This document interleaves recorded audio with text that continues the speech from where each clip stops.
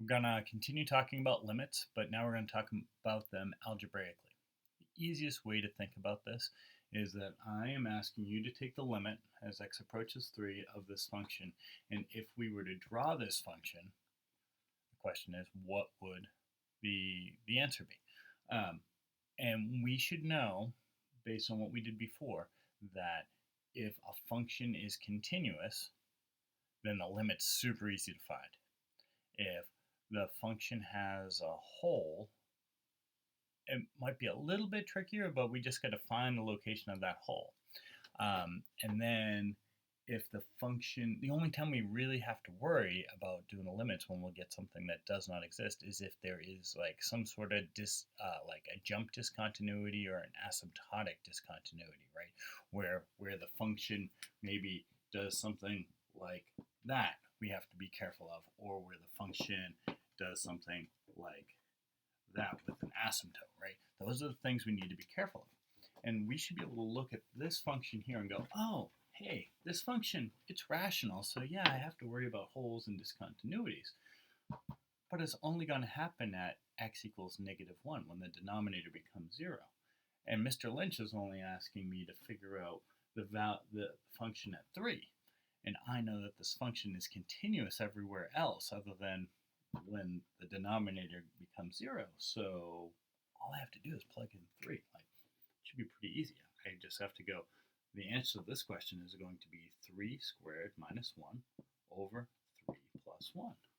And if I do that, I'm going to get 8 over 4, which is 2. Okay, so that's a nice easy one. If I did ask the slightly harder question, I'm going to say the limit as x approaches -1 of the same function. Ooh, now we're looking at this going, is this a hole? Is this an asymptote?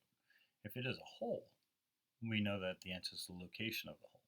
If it's an asymptote, then the answer could be like infinity, it could be does not exist. Probably we could just go with does not exist, but we just gotta figure it out. So how do we figure that out? Well, what we did before, remember we used to list all the things that this function could be. So the first thing we would have to do is we'd have to factor this. So I'm going to say that this is the same as the limit as x approaches -1. I'm going to factor the numerator, and I'm going to leave the denominator alone because it already is factored. And then we look here and we go, oh look, the numerator and denominator make this function 0 at the same time. Therefore, it's a hole. So we know we have a hole at x equals -1. If you remember how we solved it, all we did was cross those out. And then we took this -1 and we would plug it right in. So we can say now that once we cross that out, this is the same as the limit as x approaches -1 of x minus 1. We plug -1 in and we get an answer of -2. That's my answer, -2. So it's not that bad. If you know you're looking for a hole, super easy. If you know it's continuous, super easy. The only time you got to worry about it is when there are breaks and discontinuities. And those jump discontinuities, those bad ones, the only time we've ever seen jump discontinuities is when we do a multi-part function. And we know something's a multi-part function when we have something like this. F of x equals, and then we have these brackets, and we would say it's like 3x if x is less than 0, and then x plus 2 if x is greater than or equal to 0. And if we look at this, well, this would be easy if I say what is the limit as x approaches 3 of this function, because we know the only jump is around 0, so therefore it's probably continuous at 3, so we look over here and we go, oh look, we would plug in, because 3 is greater than 0, we plug in here and we go, oh, nice and easy. The answer is 5. 3 plus 2 is 5. If I ask the same question, x approaches, let's say -5, f of x. This is another easy one, because we go, look, we only have discontinuities at 0. Negative 5 is less than 0, so I plug in here, so 3 times negative 5 is negative 15. That's easy.